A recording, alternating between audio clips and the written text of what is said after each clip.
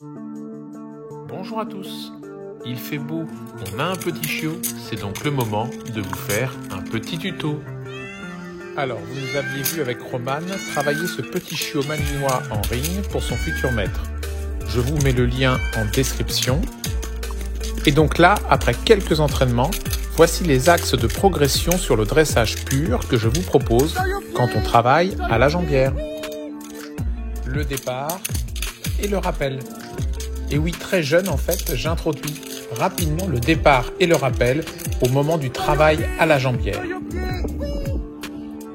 Le départ, car à partir du moment où votre chiot connaît une position et que vous avez déjà travaillé un peu en obéissance, souvent un petit assis, c'est très facile de l'inclure dans votre entraînement. Et cela donne de bonnes habitudes pour les départs d'attaque et évite plus tard les anticiper. Et le rappel, pas systématique, de temps en temps, pour faciliter le passage plus tard au pantalon de costume. En effet, si vous donnez la jambière à chaque entraînement, on dit « laissez gagner le chiot », ça ne sera plus possible avec un homme d'attaque portant un costume. Et le chiot pourrait avoir un sentiment d'échec de ne jamais gagner ce pantalon, d'autant que l'apprentissage de lâcher la toile serait tardif et donc plus compliqué à introduire. Alors, pourquoi je travaille ces deux notions en même temps, le départ et le rappel? Tout d'abord, car ils traduisent le début et la fin d'un exercice d'attaque lancée.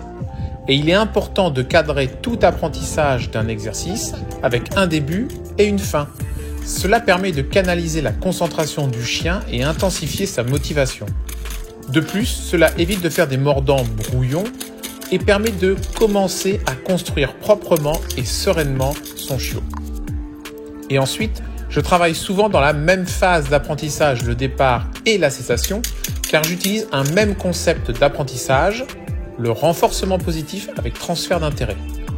En effet, plus vite le chiot fait ce qu'on lui demande, et plus vite il sera récompensé.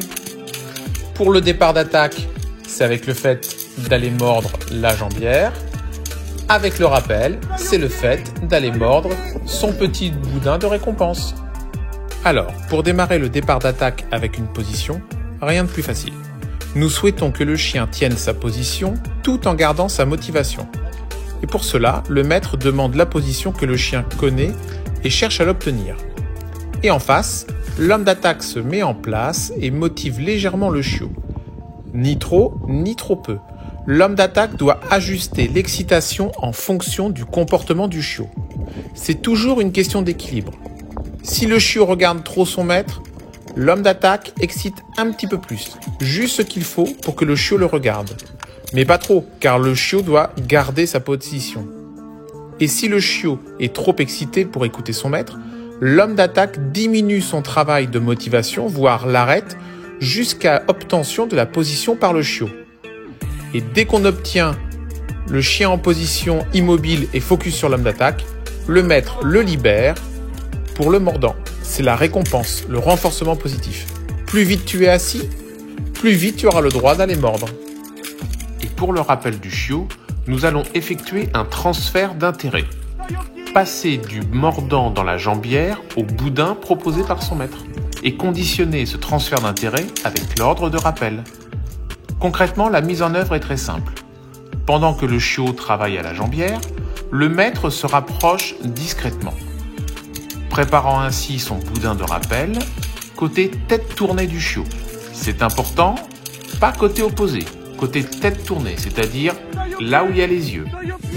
Et après coordination avec l'homme d'attaque pour effectuer le rappel, le maître commande le rappel, l'homme d'attaque s'immobilise totalement et le maître secoue le boudin de rappel auprès du chiot pour attirer son attention. D'accord ? Au moment du rappel, l'homme d'attaque s'immobilise et ce qui bouge, c'est le boudin de rappel, jusqu'à ce que le chien lâche la jambière, attiré par le boudin, et le maître s'éloigne pour jouer avec lui. Et le tour est joué. Maintenant, pour illustrer cette progression, je vous propose que l'on voit ensemble l'intégralité de 2 séances d'entraînement réalisées dans la semaine avec ce chiot de 3-4 mois pour que vous voyez comment ça se passe concrètement, comment j'insère cette progression avec introduction des départs et cessations. Et donc pour démarrer, je maintiens une légère motivation car Roman est en train de faire son petit départ. Voilà, une légère stimulation pour garder le chien fixé sur moi. Et ensuite, vous avez vu, dès que Roman a vu que le chien me regardait, il a commandé pour confirmer le fait d'aller attaquer. C'était du renforcement positif à ce moment-là. Donc ensuite, vous travaillez normalement ce que vous avez à travailler au niveau du mordant avec votre chiot.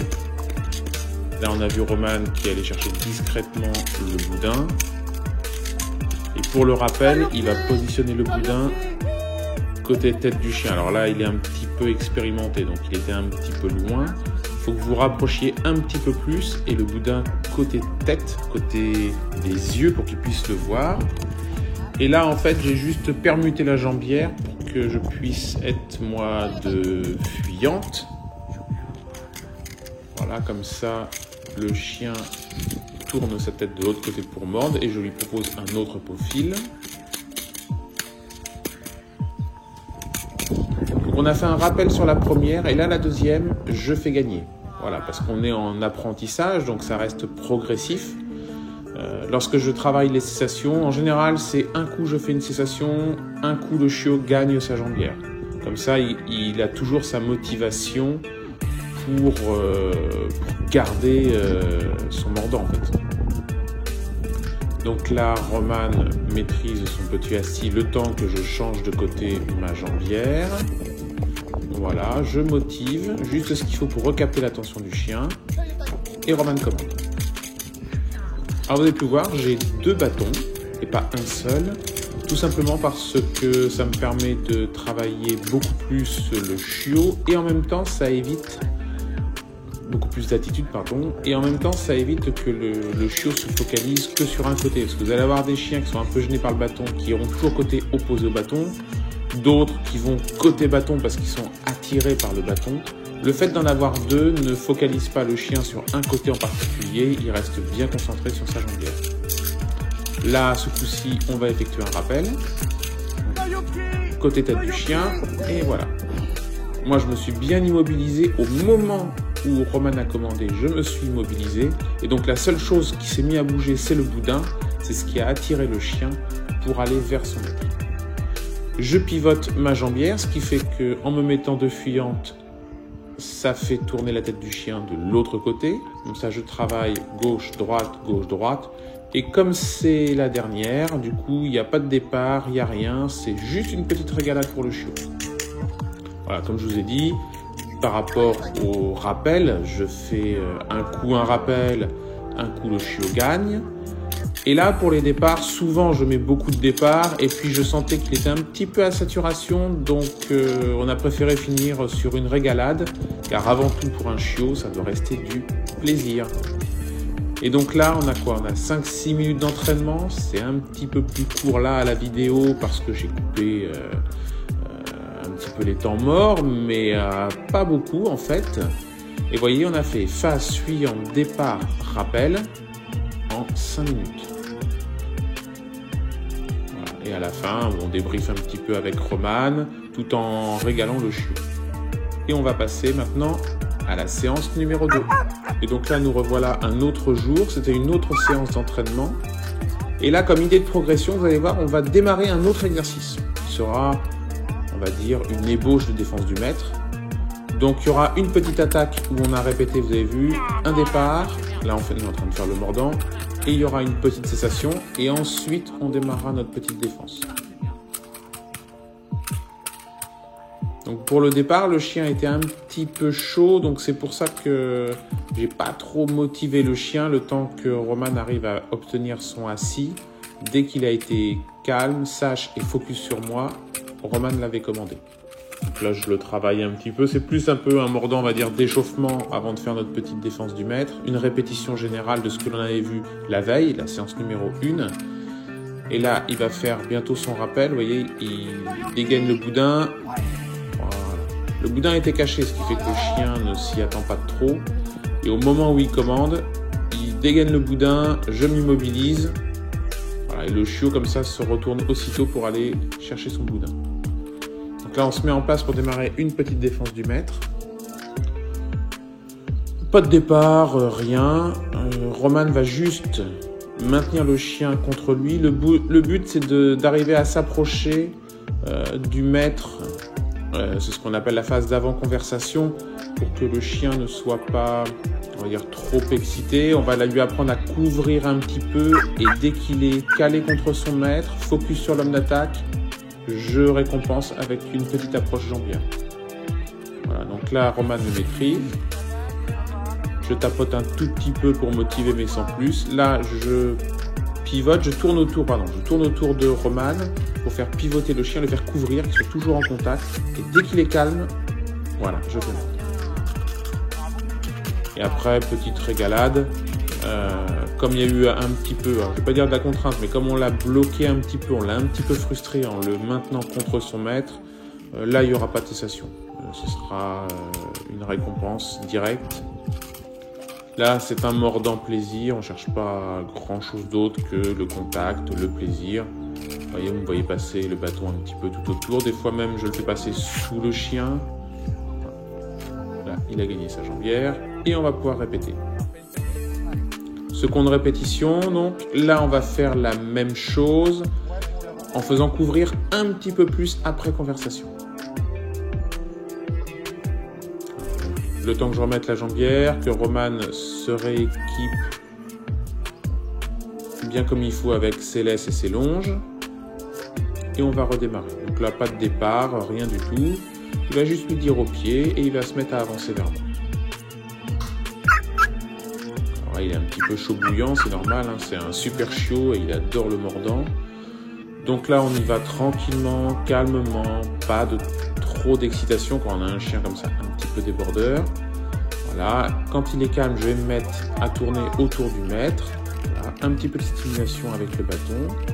J'observe bien s'il est trop excité ou pas. Si jamais il était trop excité, je ralentis un petit peu. Et là, je vais le faire couvrir un petit peu plus. Je vais dans le dos de Roman, voilà.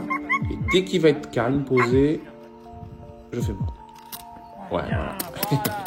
Je commente en direct de ce que je vois en image. C'est une vidéo qui a été tournée il y a quelques jours, donc je me rappelle même plus trop ce que l'on avait fait, donc je commente en direct là. Voilà, et je crois que je vais faire une petite accélération histoire de défouler le chiot aussi, lui apprendre aussi que des fois il y a un petit peu de bagarre. Donc c'est vrai que dans la progression au mordant, je fais aussi cela, je le prépare pour le haut niveau, hein, en 3. Quand il sera plus tard en échelon 3, il y aura des grosses accélérations, il y aura un peu de bagarre. Donc j'alterne, un coup c'est calme, un coup il y a un petit peu de bagarre, un coup c'est calme, mais surtout le chien à la fin, il gagne et il se régale. Et voilà les amis, nous avons vu mes pistes pour progresser dans le dressage pendant la phase de mordant à la jambière avec un chiot. Plutôt que de passer des heures à faire mordre pour faire mordre, moi à chaque entraînement j'en profite pour apporter un petit plus, un départ ou un rappel. Construire des morceaux d'exercice. Là, on a vu une ébauche de défense, mais ça peut être un petit aboiement avec récompense jambière pour démarrer une recherche. C'est comme ça que l'on progresse vite, que l'intellect du chiot et sa motivation sont toujours maintenus au cours des entraînements, plutôt que de passer des heures sans évolution. Le tout basé sur le renforcement positif et le transfert d'intérêt. C'est facile à mettre en place et c'est très ludique pour le chiot. Encore merci de tous vos messages de sympathie que vous me témoignez. Si la vidéo vous a plu, n'hésitez pas à promouvoir notre travail sur la diffusion des connaissances dans nos disciplines canines en partageant la vidéo, en la likant, en commentant. J'essaie de répondre à tout le monde. N'oubliez pas de vous abonner à la chaîne, nous approchons les 10 000, ce qui est formidable et je vous en remercie de tout cœur. Je vous prépare d'autres sujets, vous pouvez aussi m'en proposer si vous le souhaitez.